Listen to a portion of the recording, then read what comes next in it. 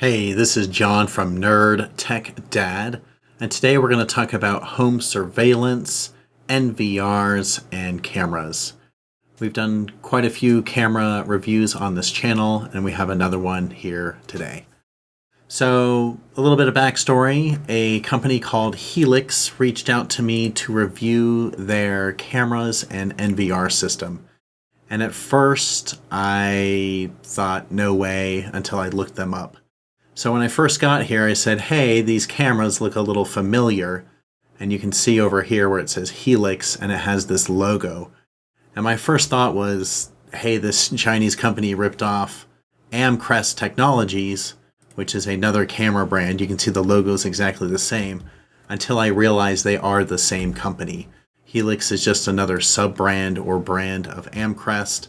I'm not sure if that's how they're holding themselves out, but after researching this a bit, realizing they are part of Amcrest, I then said yes to do the review. So I typically don't do camera reviews for no-name companies or knockoffs. I get plenty of emails to do so.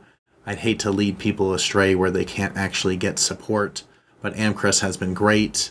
They've sent me a few review units, and then I've bought probably 20 plus cameras for 3 different properties.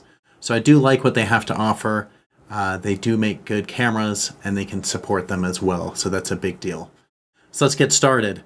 Helix reached out, like I said, and they sent an NVR unit as well as 4 cameras, which is a bundle on Amazon. So we'll take a look at the NVR before we get started. So one small thing that I do really like about this setup is it's all plug and play. A lot of people ask me right away, hey John, what are you using on your house? What do you use at this office, etc.? And sometimes it just depends on, their tech savviness. So I run Blue Iris, which Amcrest also sells, but you need a computer. And there are 1,000 settings in Blue Iris, and that might not be for everyone. And that's why I really appreciate this NVR unit. So it's not very big. I have it right here.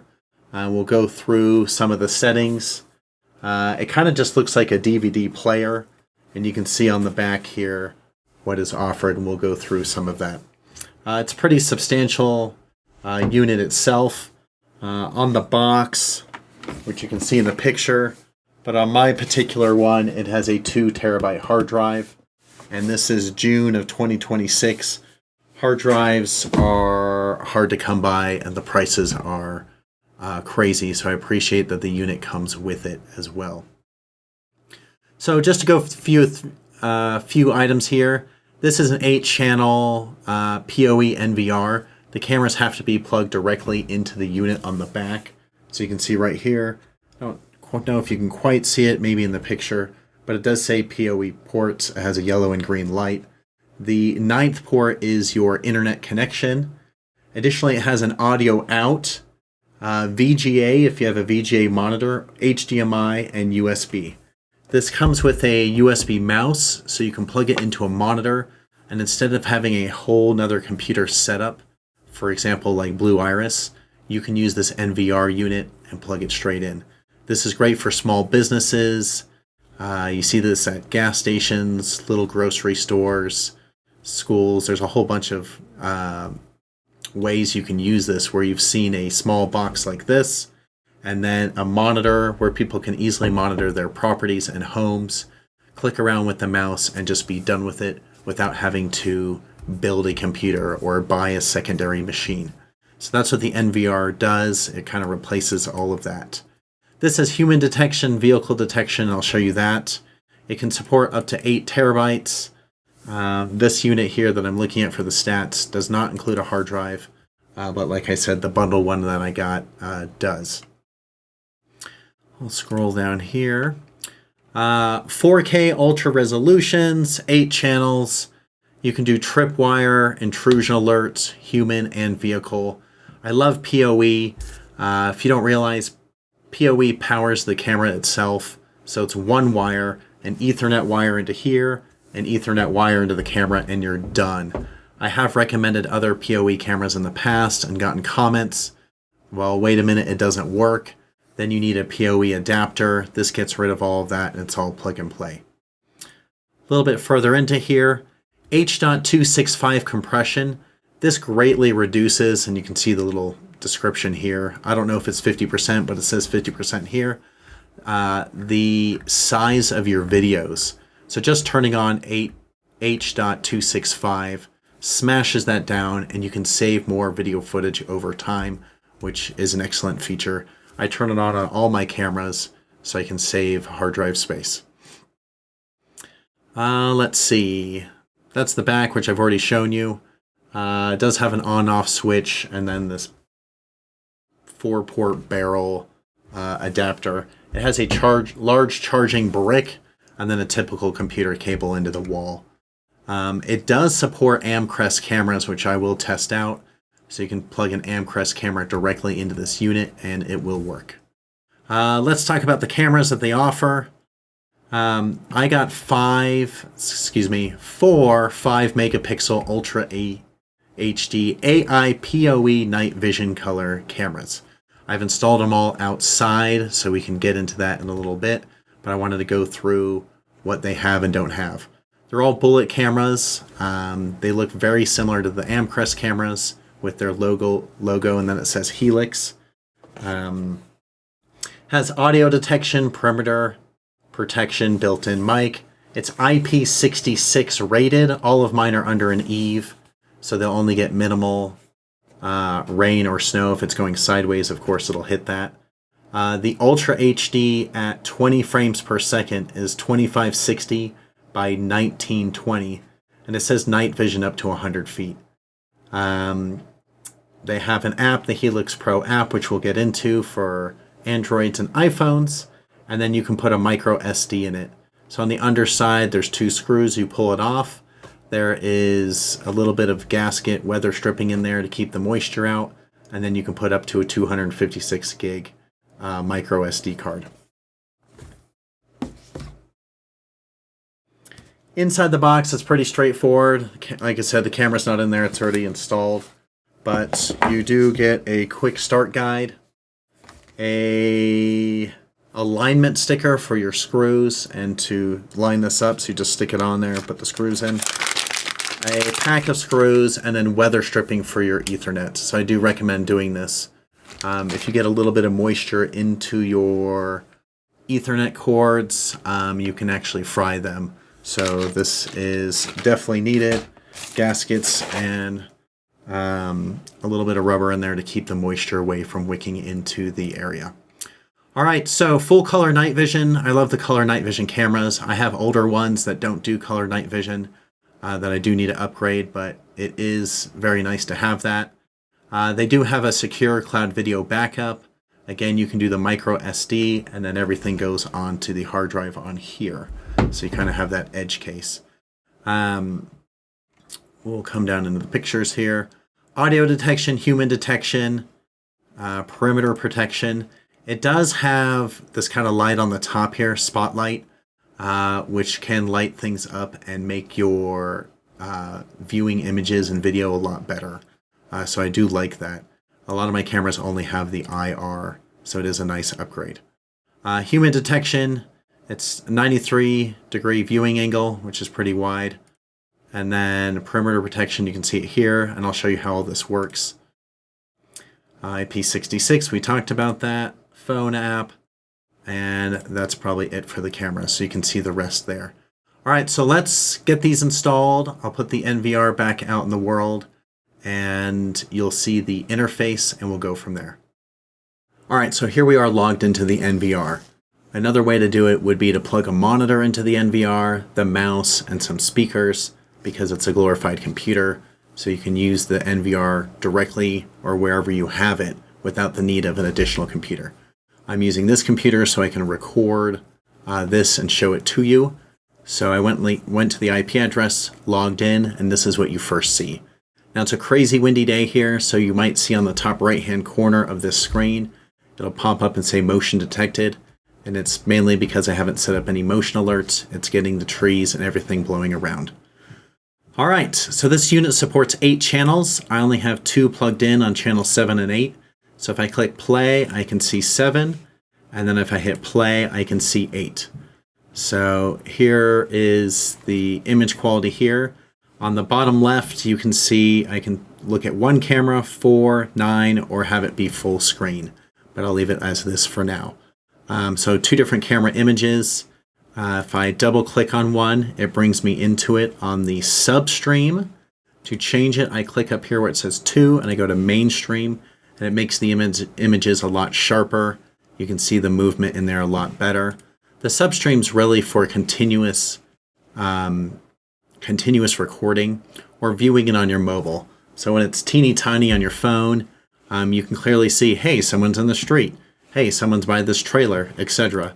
When it records, it then records the mainstream so it's clear from there. So down below, it has scenes. So I can say this is outdoor, dims it a little bit. I can change the brightness. That doesn't help anyone. Let's see, I'll make it a little brighter. That's a little better. Under more, it then brings you to the camera settings within the NVR. What I appreciate about the NVR after going through this is typically you'd go into the camera, set all that up, and then set up the NVR. All the settings on the left-hand side here on this main screen are all for setting the camera, so I don't need to do that separately. The one thing I would do is the camera's username and passwords are admin. I would update those, which you can get to from here. So I go to camera.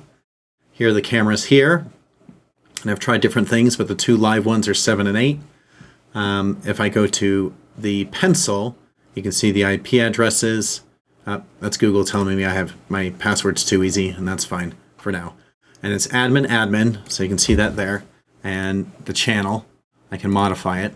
If I click the E, Internet Explorer, it pops up a new window and allows me to log into the camera, admin. But there's really no point because all the settings are in here. And then the 3 dots, I can update, reboot, or factory reset. All right, so let's go back to image quality. You can change the channel, so I have 2 channels on there, and you can see the different things you can do. A lot of this is pretty typical. You have the encoding, mainstream, you can change the resolutions, the frame rate, all the way down to 1, all the way up to 20. You can do overlay, privacy masking. This is where, if you have it pointed at, I mean, there's a house across the street, but maybe a sensitive area, maybe things you don't want to record, you can mask it by putting a box or something over that, so it's just blacked out on your feed, so very helpful. Under audio, it records audio. There can be an internal microphone. You can turn it up or down. Network, pretty straightforward on most of this stuff, so I'm not going to go through all of it. We'll go down to storage. I usually leave, so continuous is green, motion is yellow, IVS and audio is blue. You can change up based on how and what you want recorded. Similar to taking snapshots, etc. There is a 2 terabyte hard drive in here. I've used 25 gigs of space. There's different recording modes, so you can see it all here. Let's see, smart, so this tells you all the things about your hard drive. This is great. I use Western Digital typically, and if you have stuff like this that errors, they'll send you a new one. Let's see, events. So the event duration time is going to be 5 seconds. There is a buzzer on this. I turned it to 0 because I'm in a residential area, and I don't need a buzzer going off. Motion detection. If it's in these orange stripes, I wonder if I can make this bigger. Oh yeah, there we go. That's all being detected.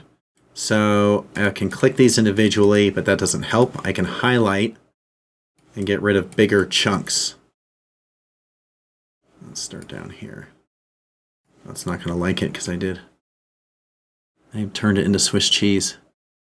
All right, so we'll get rid of all this. Up here in the sky, it doesn't matter if something's flying by, but I would like that to be recorded. Maybe I'll turn the tree off. And then I hit apply, so that's one thing you can do. Other things, there is audio detection. I can turn that on and hit apply. IVS, so this I really like. So I've already set one to test it, but tripwire is when something or someone or whatever crosses this line, then it'll start recording. And then you can say from A to B. So side A is the street, B is the driveway. I can do B to A, they're leaving, or I can do both ways. So it's just something's crossing this line going both ways. But for this instance, I would do this. And the reason I have it kind of up the driveway is if people or kids, they kind of ride their bike in the driveway a little bit, I don't mind. But if they're completely approaching the house, that's when I'd want to know, hey, there's someone in my yard. I'd actually probably do it like that. All right, that's great. So I'll go to apply. You can again choose how much time. 30 seconds is the minimum, 60 seconds is the top, and you can schedule it. I usually leave the schedules on across the board. Intrusion detection, so if you want to know if they're in a certain area. So let's say you're shopping for my trailer. I can put that over here, and now it'll notify me when someone's in that box. Human and vehicle detection, I usually don't do the trees. I'll put this down here. Well, I guess we'll leave it there. Same thing. And then you can change the sensitivities, the warning lights, and their durations. So I really do like the white light. At night, when something or someone walks by, it shines a bright light. It's actually really nice. When something abnormal happens, it can notify you, can send you an email, but you got to set that up. And then under system, general information, import, export, logs, reboot, update. What I like about their new cameras lately is the old ones, you'd have to go find the firmware and then download it and then upload it with the update. Now you just hit get latest and you're like, oh, that's the camera I have. You download the firmware, you come back here, you click update, you upload it, and you're done. So there's no more hunting around for the correct firmware. Back to the dashboard here. You can see all your events. So I can search for the last 2 days and hit search. And you can see 7 and 8, 7 and 8, audio detection, audio, motion. And you can either play it back. So here it is here. Trees moving. Or you can straight download it. And then snapshots, if you were looking at it and you took a snapshot of a particular thing, they would be in here. And then I can go back. And that's pretty much it. So our notifications are on the top right, downloads and exit out. And then we can go back to the record here and have a live viewing security setup. So who is this for? If you want a plug and play system that you just plug a monitor in, and you have a security setup, this is for you. If you want to tinker and adjust a whole ton of things and have a million options, Amcrest cameras with Blue Iris is the way to go. I can see a lot of for Helix, small businesses, smaller buildings. I'm thinking like gas stations, smaller grocery stores, downtown stores. This is really easy to buy, plug everything in, wire it up, and get going without having to worry about 1 million options with Blue Iris, setting up cameras, etc. You just want a one and done, then this is it for you. If you have any questions about Helix or Amcrest cameras, please do let me know in the comments below. If you have questions or comments about this video, I'd love to hear them, and thank you so much for watching.